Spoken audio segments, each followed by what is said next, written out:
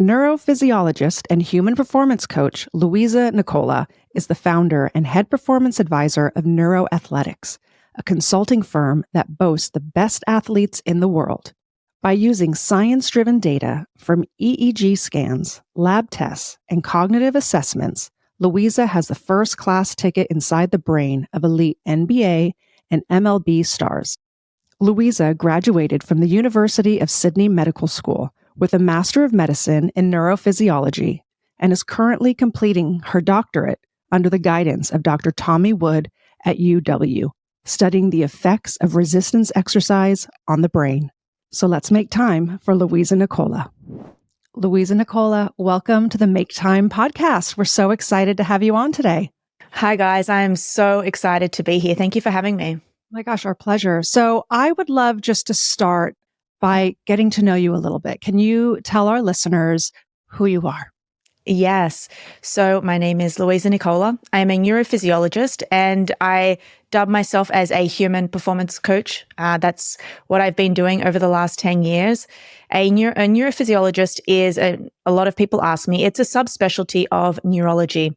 So I specifically am an intraoperative neurophysiologist. So once or twice a week, because I don't work in clinical practice anymore, but once or twice a week, I will go into surgery, often a craniotomy alongside a neurosurgeon, and basically drop electrodes in the brain and monitor the brainwave activity and basically figure out whether maybe somebody is paralyzed or not. But to the extent of that. So on my day-to-day, I have my own practice, Neuro Athletics, and we're pretty much operating as an education company now. So we teach other coaches human performance and how they can help athletes, entrepreneurs, absolutely anybody achieve their peak through our 6-step system. I love it because I've been very into hyper focus on performance lately. So I'm really excited to talk to you today. I'm really stoked. I also love following you on Instagram because I just think that you have so much great information that you share and put out there.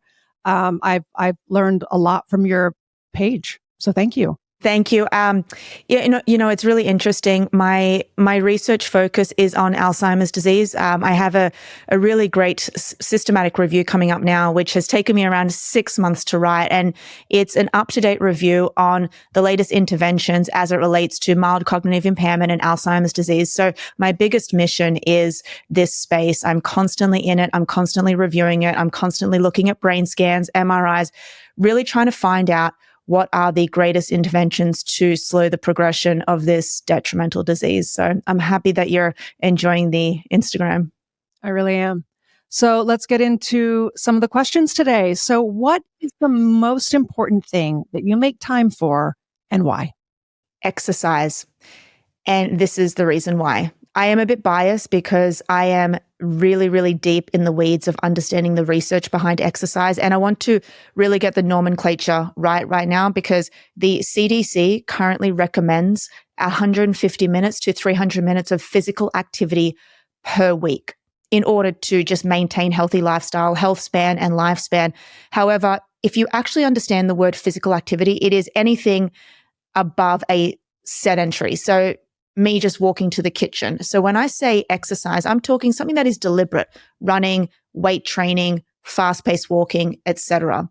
And I think that if you really understand the science behind this intervention alongside nutrition and sleep, I do believe, in my opinion, that exercise far outweighs any other intervention that you can do to preserve your health span, your lifespan, and of course, stave off some of these neurodegenerative diseases that I spoke about earlier. So I make time every single day to exercise. Now, I understand that there are many people out there listening thinking, maybe you're a new mother, a new father, maybe you've got 3, 4 kids, you don't have time to exercise. However, I do think that everyone can make time to exercise, and it is by far the greatest thing that you can do for your life, for your mental health, for your overall longevity. I love this because right now for me, I'm like working out is my non-negotiable. Like every single day, I have to work out no matter what because I just know how good it is for my brain health, for my mood, for my like performance throughout the rest of my day, and just making me a little more pleasant for those around me. Right. Yeah. I'm so excited to hear you kind of go down this path today. Cause it's really such a focus, I know, like for both of us right now. So if you could give our listeners, like, what are 3 very actionable tips that you think that they can do to kind of incorporate this into their life? So first thing is you can start at any time, and it does not matter where, if you're starting from a completely sedentary lifestyle, well, then that's where you're going to get the most benefit. So the very first thing that you need to do is just get up and walk. Walking is so accessible. It's free. It can be done anywhere in the world, and you will get a lot of benefits from it. A mental health perspective, a heart health perspective, and a brain health perspective.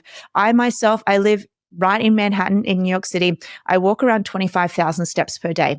I'm not saying everybody should. However, if you want to start anything, then just get outside, start walking, incorporate it into your life. Instead of driving to the gym, maybe walk to the gym. Once you get that going, the first thing after that would be try and schedule some form of resistance training. If you can do this, if you can just start off with 20 minutes per week, then that is all you need. You don't need to bombard your brain and your mind with so many hours upon hours of getting into the weights. You're just getting into the weights room. You just need to start somewhere. The best thing you can do if it's affordable to you is get a trainer, because you really want to maximize your time in the gym. And I think that everyone should really understand movements when it comes to weight training. Even myself, I have a squat trainer because my form is always so off when I'm doing squats. So even for me, I've got a trainer. If you can do that, it will really benefit you. And then last but not least, there's a really fascinating part of exercise that we don't speak about. It's neurocognitive training. That's where you're doing things such as hand-eye coordination, reaction time, information processing, like maybe tennis is part of that. Yeah, you like tennis? Yeah. So Yeah. it's just so good for your brain. We know that our brain ages quite rapidly. Over the age of 30, our brain begins to atrophy. And if we can preserve some of these cognitive functions, which live in the frontal lobe of the brain, so-called our prefrontal cortex, this deteriorates. So if we can preserve some of these cognitive functions, we can preserve our cognition as we age. And you can do this with many forms of exercise, but one that I love to do is getting into some form of neurocognitive training. So maybe get a friend, go down with some tennis rackets, hit a ball, play squash, anything that involves ball movements or reaction times will really help you. I love that because I have been taking tennis lessons. Oh, I love that. What's so interesting is that when I'm out there on the court and my coach is sort of unteaching me all of my bad habits, but there's so many things that you have to think about and your reaction time and as you're hitting the ball and the way that you're hitting the ball. And I realize that sometimes my brain actually feels old. Yeah. It sounds very weird, but like when he's giving me all of these points and tips, it's like I have to remember all of them before I hit the ball. Yeah. And I just think like I feel like I'm repairing my brain in some way. So I love tennis, and I love that idea of getting out there with a friend, playing, And you know what you're actually doing, Emma? What you're doing is you've got to, people don't understand too much about how to stimulate growth. So for example, when you go to the gym, we're really going because we're placing stress upon a system. That stress is, let's just say our biceps. In order for our biceps to grow, our bicep muscle, we have to place stress and tension on it. So we do that with a weight. And once it's, the muscle fibers are torn, they repair and they get bigger. And that's how we've placed stress on the system. It adapts, it grows, and that's how we keep moving. It's the same thing for your brain. So when you're going out and you're placing stress, you're feeling this mental fatigue, as you just described it, you're placing stress on these different cognitive performance areas, and then it grows. You develop like a stress-proof barrier. So then the next time you go out, you will learn faster, quicker, you'll be able to adapt to it. And that's just how we keep going and keep going. The sad thing is, once we retire, from work, we've seen this in the literature, we've seen that when a person retires, they end up accelerating their loss of these cognitive functions because they're not talking to people, they're not socializing, they're not putting their brain under stress from work. So it's really good that you're doing that. It's also like muscle memory, like you saying that. It's like when I get out there, it's like now I'm able to remember what was told to me from my previous session, that I can bring it into this one and then keep growing from there. So it's like this muscle memory that sort of kicks in. But yes, I have seen that when people retire and the complete and total decline. Yeah. Yeah. And then you see some people, that are super active in retirement. And it's just like such a difference, like my father, he's like probably 4 days a week. He goes out. I think he's in his 80s. Oh, wow. And he hikes 4 times a week. He's in the gym twice a week. And that's everything to him, and he's fit and healthy and he eats good. And, so yeah, a lot to aspire there. I know that, you're like, I'm a big fan of rhodiola, and I learned about rhodiola several years ago and how it like decreases your cortisol and improves your performance, and how all these like cosmonauts and athletes, and Olympians were taking it. And so I just wanted to talk to you about it, like as someone else who's researched it, and share like, what are your thoughts on rhodiola? Because it's a really awesome supplement if you're out there trying to get active. Yeah, absolutely. And you just mentioned something, lowering cortisol, which is what I've seen, especially when it relates to stress. So I'm currently taking rhodiola. I'm actually taking it throughout the day because what we can see is that it's an adaptogen. So it adapts to the current environment, meaning that if you have high cortisol levels, which by the way, anyone does, as soon as we wake up, we should also point out that cortisol isn't bad. It's like Goldilocks. Too much of it can be bad. It can lead to a chronic inflammatory state. Not enough of it can be very detrimental. So we need some form of cortisol. We need inflammation in order to repair in certain ways. It's when it becomes chronic.